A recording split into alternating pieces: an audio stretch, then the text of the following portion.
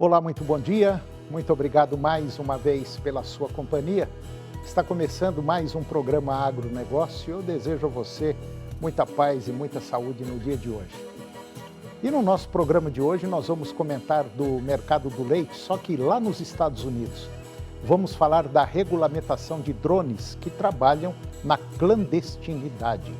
Você vai ver o porquê o presidente Donald Trump quer tomar conta do canal do Panamá. Você vai ver também como estão os andamentos das taxações entre Brasil e Estados Unidos. E vamos comentar do plantio de girassol que ganha espaços a cada safra. Eu vou conversar com Cristiano Palavro, analista da Pátria Agronegócios, e nós vamos comentar do avanço da colheita aqui no Brasil. O programa Agronegócio já está no ar.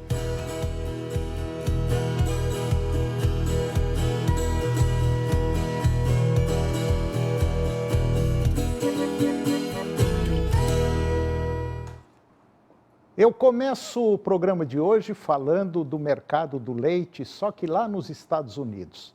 A produção de leite nos Estados Unidos não começou com recordes neste ano.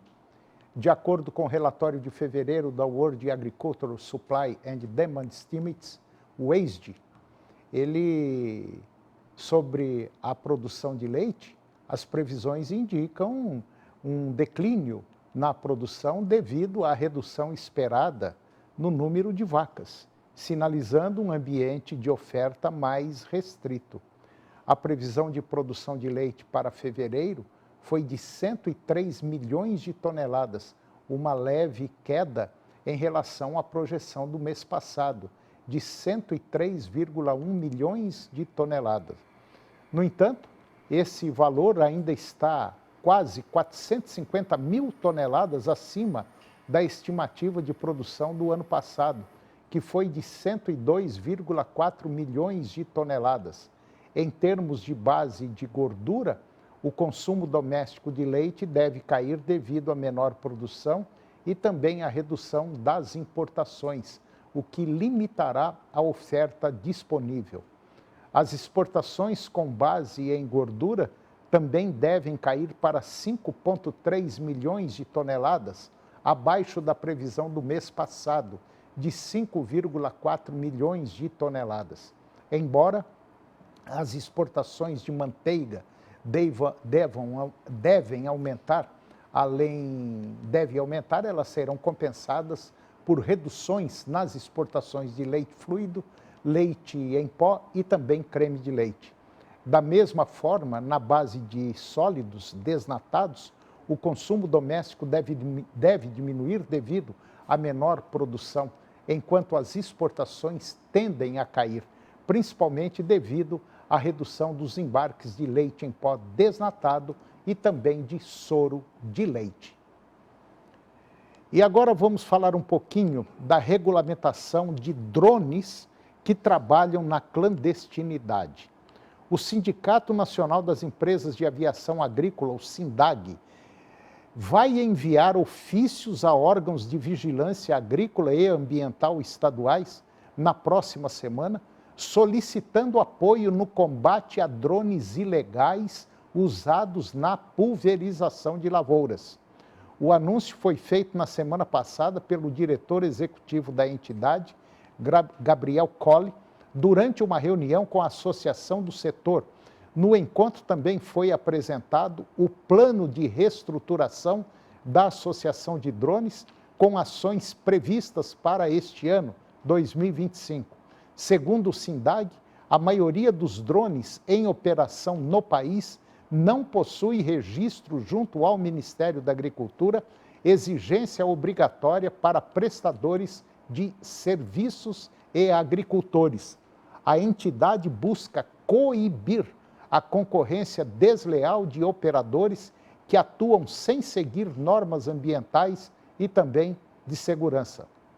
A subida de tom da entidade contra os ilegais busca barrar a concorrência desleal de operadores que atuam sem seguir as regras de segurança ambiental e também de proteção às pessoas. O uso de drones agrícolas é regulado pelo Ministério da Agricultura e também pela ANAC, exigindo registro do equipamento, maioridade do operador, curso de aplicação remota e supervisão de um engenheiro agrônomo ou florestal. O SINDAG defende que os estados intensifiquem a fiscalização cruzando dados de compra e registros e realizando inspeções em campo. Porém, a expectativa é de que os estados que controlam o uso de agrotóxicos e a proteção do meio ambiente, a estreitar a malha da rede de vigilância sobre a atividade. Por exemplo, com forças-tarefas para comparar informações sobre compras de equipamentos com os dados de quem realmente registrou seus drones. Isso além de ir a campo para assegurar o cumprimento da lei nas propriedades rurais. E agora você vai ver por que o presidente Donald Trump ele quer tomar conta do Canal do Panamá. De acordo com Tiago Guilherme, que é membro do Conselho Científico Agrosustentável, o presidente dos Estados Unidos, Donald Trump, demonstrou interesse na retomada do Canal do Panamá, infraestrutura estratégica para comércio internacional.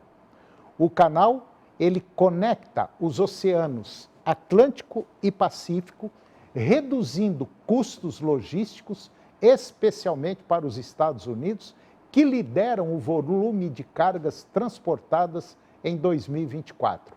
O Brasil movimentou 3,4 milhões de toneladas pelo canal, ficando na 15ª posição no ranking mundial. Para o Brasil, a principal vantagem do Canal do Panamá está na redução da distância entre os portos do Norte e Nordeste e a Ásia.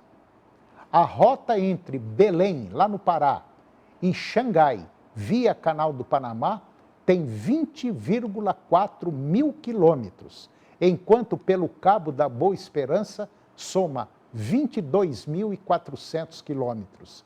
Esse ganho de 2.000 quilômetros poderia resultar em menor consumo de combustível e maior número de viagens anuais. No entanto, essa vantagem ela é anulada pelas altas tarifas do canal, que variam entre 80 mil e 300 mil dólares por navio. Apesar da importância da infraestrutura, a movimentação de grãos pelo canal ainda é limitada. Em 2024, o volume de cargas agrícolas a granel foi de apenas 13 milhões de toneladas. Já os Estados Unidos movimentaram 157 milhões de toneladas, sendo os maiores usuários seguidos pela China e também pelo Chile. Para o Brasil, tarifas mais competitivas no Canal do Panamá poderiam fortalecer a exportação de commodities agrícolas via Arco Norte aqui no Brasil, aumentando a competitividade no comércio com a Ásia e a costa oeste americana. No entanto, restrições de acesso ou aumento de custos podem comprometer a eficiência logística e a competitividade brasileira no mercado mundial. Certamente, tarifas mais competitivas do canal podem beneficiar a logística brasileira nos fluxos de importação e exportação, principalmente para o Arco Norte, envolvendo a relação com as regiões do Pacífico, costa oeste americana e também a Ásia, por exemplo. Da mesma forma, restrições de acesso ao uso do canal pelo Brasil e seus parceiros comerciais podem trazer impactos na competitividade de custos logísticos. E agora você vai ver como estão os andamentos das taxações entre Brasil e Estados Unidos.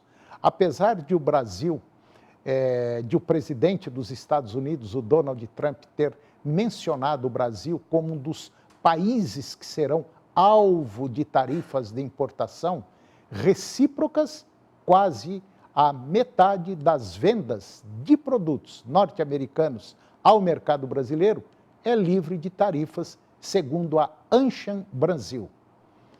A Câmara de Comércio informa que a tarifa média de importação aplicada pelo Brasil ao mundo é de 12,4%, mas que para produtos dos Estados Unidos ela cai apenas para 2,7%.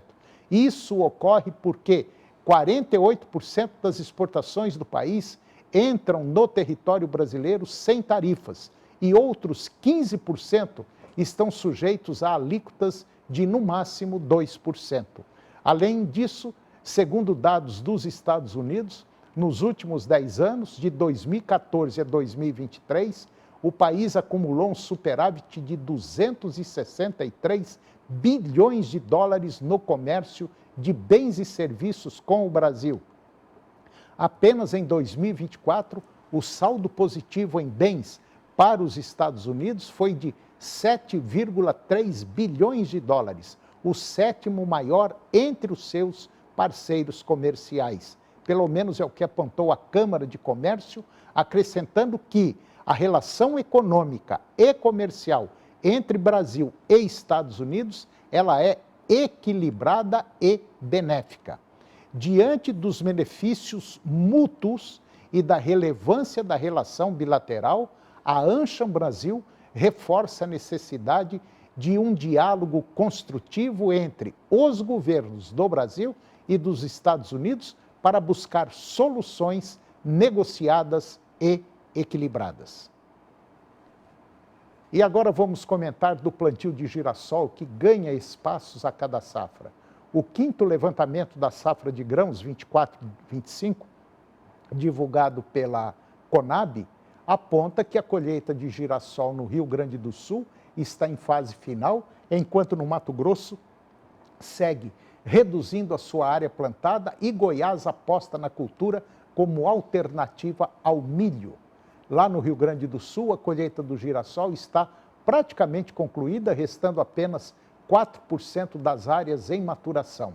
A expectativa é que o processo seja finalizado até fevereiro e a produtividade tem variado entre 1.500 a 3.000 quilos por hectare, influenciada pelo nível de investimento tecnológico, uso de insumos e condições climáticas. A regularidade das chuvas durante o desenvolvimento da cultura e as temperaturas amenas na floração e enchimento de grãos favoreceram a safra no final do ciclo. As condições climáticas secas, ela contribuiu para uma boa maturação e qualidade dos grãos. Já no Mato Grosso, o cenário não é favorável para o girassol. A cultura tem perdido espaço para o milho, para o feijão calpi e também para o gergelim, que oferecem melhor retorno financeiro, maior facilidade logística e melhor adaptação às condições climáticas de segunda safra. Em Goiás, a estimativa de plantio para a safra 24-25 é de 60 mil hectares. O girassol tem se consolidado como uma opção viável em regiões com histórico de estiagem devido ao seu sistema radicular profundo, que permite maior tolerância ao déficit hídrico em comparação ao milho.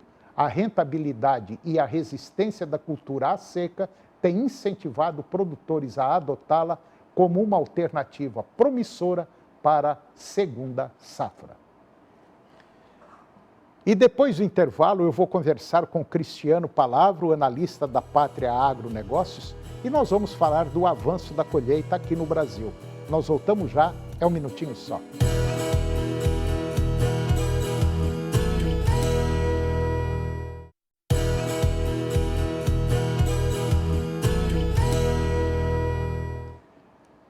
Eu vou conversar agora com o Cristiano Palavro. O Cristiano, ele é analista da Pátria Agronegócios e nós vamos falar do avanço da colheita da soja aqui no Brasil e vamos também falar de algumas preocupações em alguns estados aqui do Brasil, cujo problema está sendo sério, principalmente com seca. Enquanto derrete-se aqui em Goiás, na região centro-oeste, tem estados aí que está fritando devido ao calor. Cristiano Palavro, muito bom dia, muito obrigado pela sua presença. Bom dia, meu amigo. Tudo Prazer bom? estar aqui. Quer dizer, bom tá, né? Bom, temos uma safra de diferentes cenários, Verdade. né? De forma geral, a gente tem uma safra muito boa, né, Toninho? Assim, a soja nas regiões que estão boas, e são grande parte das regiões brasileiras, com destaque para Mato Grosso, Goiás, Bahia, São Paulo, norte do MS, sul do Tocantins, nós temos uma safra muito produtiva. Realmente, de fato, aí são produtividades, em média, muito próximas da casa de 70 sacos. Produtividades até próximas de 80, acima de 80 em alguns casos. Estive em algumas regiões aqui do leste do goiano e ouvindo falar de produtividades de 85, aí você pergunta, mas embaixo de pivô? É embaixo de pivô, mas não precisou irrigar não. Tanta chuva que a gente teve, né? Mas isso não é uma realidade geral. Nós temos regiões que preocupam e começam a preocupar agora, nos últimos dias, e provavelmente isso se prolongue. Nós já tivemos grandes preocupações com o Rio Grande do Sul. O Rio Grande do Sul está tendo aí um calor excessivo, calor que está presente também sobre o Paraná, sobre Santa Catarina, parte de São Paulo, até menos Minas. É uma onda de calor nessa faixa leste para o sul ali do Brasil. Ela permanece ainda por mais alguns dias. O centro-sul do Rio Grande do Sul tem regiões que nos últimos 90 dias não acumulou 300 milímetros, enquanto algumas regiões em 90 dias já chegam a 1.500 milímetros aqui no centro-oeste. Então, bem distante uma realidade da outra. Uma outra região que preocupou e está colhendo mal em parte de sua área é o sul do Mato Grosso do Sul, especialmente ali próximo da divisa com o Paraguai, divisa com o Paraná. E agora, mais recentemente, a gente vê uma grande preocupação com o estado de Minas Gerais. Minas já tem regiões de 15, 18 dias sem chuvas e as previsões mostram mais 15 dias, pelo menos 12 dias ali sem muita água para a maior parte de Minas, em especial fora o Triângulo, que tem um clima mais parecido aqui com o sul de Goiás, onde tem uma diminuição de chuvas, mas não um corte total. As outras regiões de Minas preocupam de fato. Se você olhar um mapa climático hoje, você vê ali uma região bem específica sem chuvas, enquanto grande parte do país ainda tem boas condições de precipitações. Um outro fator importante é que as chuvas diminuíram na região central e isso começou a dar uma aceleração na colheita. A gente até viu uma movimentação dos preços baseado nesse atraso de colheita que agora começa a ficar mais moderado. E diante disso tudo que o Cristiano falou, aquela safra que ia mais de 170 milhões de toneladas não vai acontecer. Segundo o próprio levantamento da Pátria, está na faixa aí de 165, 166, vamos trabalhar aí de 163 a 168 milhões de toneladas, que vai ser mais ou menos por aí. E uma preocupação, enquanto uma série de estados está tendo problema com seca, outras regiões estão tendo com problema de excesso de chuva que não está dando para colher. Né? E isso está preocupando a safrinha de milho, que vem logo depois da soja. E já tem muita gente, muito produtor que está com a antena ligada, porque o milho está melhorando de preço e muita gente com medo de não plantar milho e ter prejuízo. Exatamente. A gente viu que para o Mato Grosso em especial, é importante lembrar que 53% da safrinha sai do Mato Grosso. Então, assim, é mais a metade, né, da produção brasileira. E lá os atrasos foram mais consistentes. Eles já não plantaram muito cedo, quase não teve plantio de soja em setembro esse ano, que é normal eles iniciarem a janela em setembro. Plantaram do dia 5, 6 de outubro em diante. E como a gente teve um excesso de dias nublados, um índice pluviométrico muito grande, o ciclo das culturas de soja, das cultivares, deu uma alongada. 7 dias, 10 dias, cultivares ali de 105 foram colhidos com 112 dias. Por muita chuva também, muita gente ficou com receio de dessecar, porque você desseca e continua chovendo, as perdas são enormes. Então, todo esse cenário trouxe um atraso. E isso está impulsionando muito os contratos da safrinha, que também se alimentam de uma alta do milho lá em Chicago. Chicago chegou a operar abaixo de 4 em alguns momentos dólares por bushel. Agora já está muito próximo ou acima de 5 dólares por bushel. Porque o Brasil muito focado no mercado interno, onde a demanda está crescendo, e os Estados Unidos com exportação quase 30% superior ao ano passado. E no milho disponível, a preocupação é que estoque existe, mas não está ofertado. Quem tem milho ainda da safra passada está quieto. Então, está colhendo, está focado em outras coisas. E o milho está lá estocado. E os compradores do mercado interno precisam de mais milho até entrar a safrinha. Então, esse descasamento entre a necessidade e demanda com a falta de interesse de venda do produtor nesse momento está fazendo os preços subirem. Um outro ponto importante, Toninho, vamos pegar a base Rio Verde aqui. Até 15 de janeiro, um frete de Rio Verde para Santos saía a R$180 a tonelada. Eu ia tocar nesse ponto do frete também. Hoje a gente tem frete na faixa de 330 a tonelada. Então, assim, mesmo que os indicadores de preço da soja, como Chicago e Prêmio, estejam subindo, na ponta o produtor não está percebendo essa alta, porque o custo logístico, e é normal que suba, demorou para subir porque atrasou a colheita, agora subiu muito. Mas isso fez com que o milho em São Paulo, que é a praça da Bolsa Brasileira, tivesse uma alta ainda superior ao que a gente observa na B3. Milho subindo na Bolsa, os vendedores também olham e falam, opa, a Bolsa subindo, vou segurar mais um pouco. E aí isso alimenta ainda mais esse processo de altas. Pois é, você que nos acompanha basicamente quase todo dia, eu sempre falo, quando o pessoal da Pátria vem aqui, eu falo, olha, liga para o pessoal da Pátria, bate um papo, eles estão por dentro do que está acontecendo. Não é só em Goiás, não, acontecendo no mundo inteiro. Então, bate um papo com eles para saber onde é que nós vamos colocar as pedras corretas nesse tabuleiro. Está aqui o exemplo agora. Muita gente não se atentou, o frete basicamente dobrou de preço, aí vem o presidente da República, fala que o etanol, a gasolina, o diesel está subindo por causa do atravessador e a coisa, sabe? Só complicando mais a situação. Então, você que ainda tem soja, que você está colhendo soja, você tem milho, está com problema, bate um papo com o pessoal da Pátria, que eles estão por dentro, de onde colocar as pedras para a coisa poder ter um fluxo positivo. É mais ou menos isso, né? Exatamente, exatamente. Quanto mais informação a gente tiver, mais estratégia, olhar o exemplo de outros produtores também, né? Para a gente entender o que pode ser feito, eu acho que nos torna mais assertivos ali no momento de tomar uma decisão. E usar algumas ferramentas que o mercado também traz, mas principalmente acompanhar de perto. Eu vejo que nesse momento a gente tem que estar, o produtor em geral, tem que estar focado na colheita, tem que estar focado nas operações. Talvez não sobre tempo ou dedicação para ficar de olho no mercado.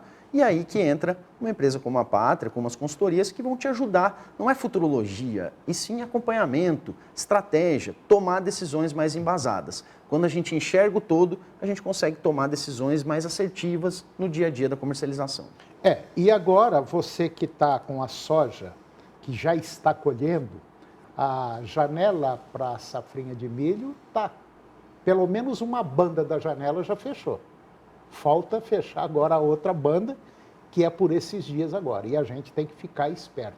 Inclusive, você que está nos acompanhando, a Pátria, ela tem um mapa climatológico, um mapinha climatológico, que você que está nos acompanhando poderia entrar em contato com o pessoal da Pátria e pedir esse mapinha. Esse mapa é sensacional. É um mapa em movimento que mostra a situação climática do nosso país. Onde vai chover, onde não vai chover. Ela te dá uma visão geral dos próximos 15 dias. E todo dia a Pátria publica isso aí. Inclusive o canal TV Agro repassa esse mapa. Mas se você tiver interesse, tem aí o próprio telefone da Pátria, que você poderia entrar em contato com o pessoal. Com certeza. Tem aí o 629-9574-9289, ou então através do e-mail contato@patria.agri.br, que eles vão te mandar esse mapinha. E esse mapinha vai te posicionar, te direcionar em relação às condições climáticas, né? É isso aí. Informações de clima, informações de mercado. Sempre no Instagram a gente consegue compartilhar bastante informação interessante. E para quem tiver interesse numa informação mais específica, realmente uma recomendação, é hora de comprar potássio, é hora de avançar com semente, não, vamos segurar um pouco a compra de fósforo, é isso que a gente faz. O papel da Pátria realmente é estudar o mercado para ajudar o produtor na hora da tomada de decisão, que nunca é fácil, né, Toninho? Não, vender, não vender, comprar ou não comprar, é sempre uma decisão difícil, é para isso que a Pátria existe, para ajudar o produtor. Então, se você se sentir preocupado, inclusive nós estamos com um problema agora de preço do diesel. Se subir mais um pouquinho, o frete vai subir e vai apertar um pouquinho mais a garganta do produtor. Então, vamos bater um papo, liga para o pessoal, bate um papo, conversa e coloque esse tabuleiro desse xadrez para funcionar mais rápido. Cristiano, mais uma vez, muito obrigado mesmo. Dicas importantíssimas e até a próxima. Até a próxima, é um prazer estar sempre aqui contigo, Toninho. Muito Obrigado. sucesso sempre. E o programa de hoje chegou ao fim. E eu termino o nosso programa com a seguinte frase: o último esforço da razão é reconhecer que existe uma infinidade de coisas que a ultrapassam. Muito obrigado pela sua companhia, que Deus nos abençoe e até o próximo programa.